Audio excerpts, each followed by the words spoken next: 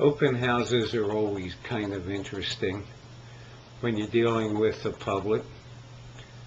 But you can see from the question that the agent was trying to do the right thing. We are required to explain agency at the first time that we're talking motivation of a seller to sell, or motivation or financial qualifications of someone to buy. We're required to do that, and even if that first conversation occurs at an open house. So here was an agent trying to do the right thing, explained the consumer information statement agency, gave the person a copy, and then went on to get informed consent to dual agency signed. You see, without getting dual agency signed, what you have is just your ability to be a seller's agent, and then you have an unrepresented buyer, which in itself could create some problems. So if the person doesn't want to be represented, if the person doesn't want to consent to dual agency, then you really need to suggest to them that they get represented and perhaps talk to their attorney.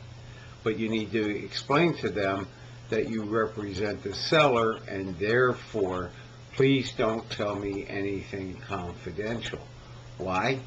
Because you're going to run into a problem. It's very difficult to deal with a buyer who is unrepresented while at the same time representing the seller. So definitely you want to suggest that. But if you explain agency and carefully explain dual agency, there shouldn't be a problem of dual representation. You do need to be careful about it, however. My suggestion is that you practice it at sales meetings with other people. It's not really difficult. I have found that when I do an open house, and you don't need to do this the second somebody walks in and they're walking through the house, but you know that people will come to you afterwards and they'll say, geez, let me ask you some questions. And at that point you need to say to them, let me tell you that currently I represent the seller, so please don't tell me anything confidential. However, I can represent both of you. Let me explain. And then at that point you can go into explaining agency and informed consent to dual agency.